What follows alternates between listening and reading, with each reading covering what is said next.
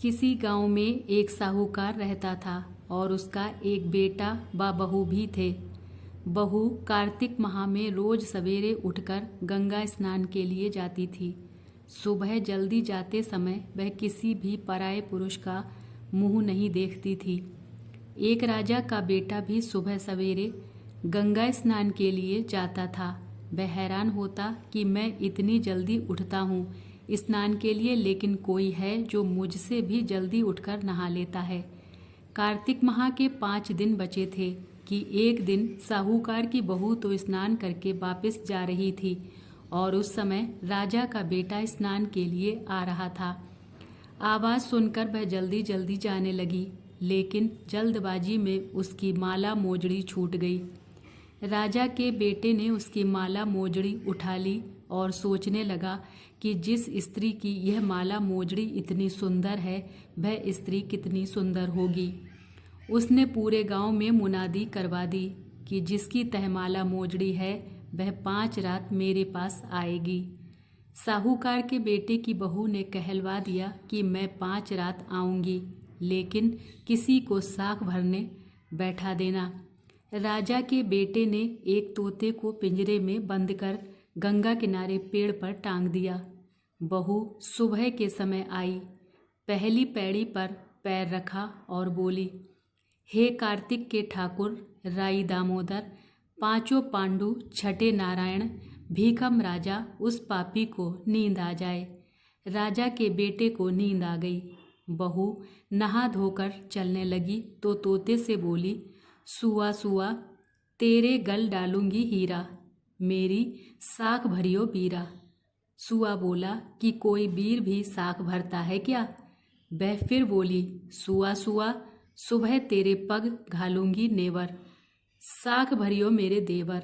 सुआ ने कहा, ठीक है भाभी, मैं तेरी साख रखूंगा। वह तो कहकर चली गई। राजा का बेटा हड़बड़ा कर उठा और सुआ से पूछा, सुआ सुआ, वह आई थी, कैसी थी?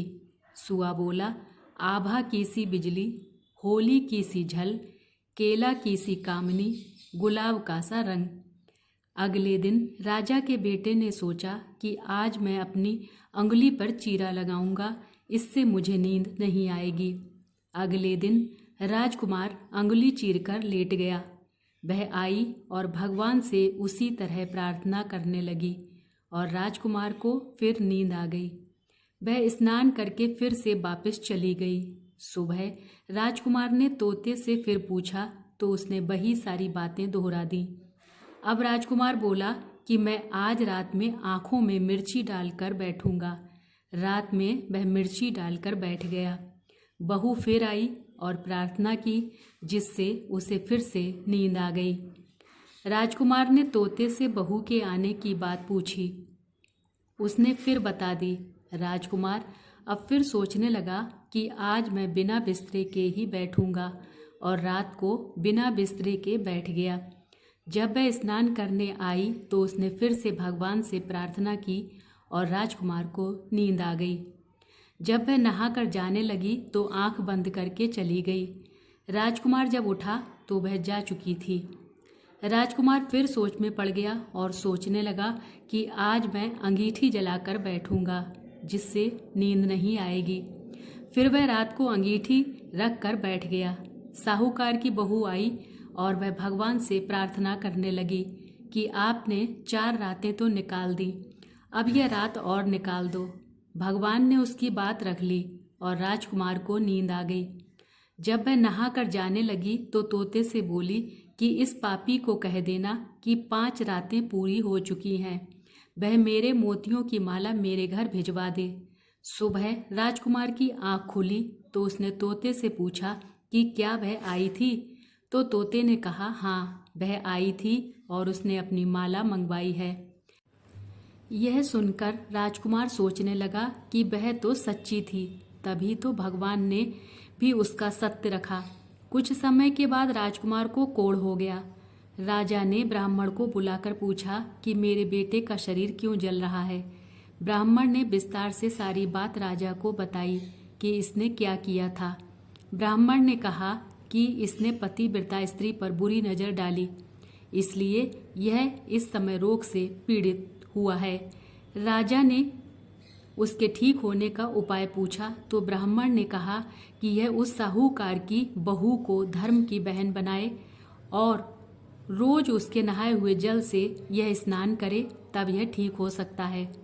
राजा साहूकार की बहू की माला लेकर साहूकार के घर गया और बोला कि यह माला आपकी पुत्रवधू की है, इसे लें और आपकी बहू के नहाए हुए जल से मेरे बेटे को नहला दें। साहूकार बोला कि वह तो किसी पराये पुरुष का मुंह तक नहीं देखती, आप इसे इस नाली पर बिठा दीजिए। जब वह ऊपर नहाएगी तब नीचे इस नाली के पानी से आपका पुत्र नहा लेगा। राजकुमार ने ऐसा ही किया और कुछ समय बाद उसका शरीर चंदन सा हो गया। हे पंच भिखु देवता, जैसे आपने साहूकार की पुत्र वधू का सत्य रखा, वैसे ही सभी का रखना। जय श्री कृष्णा। राधे राधे।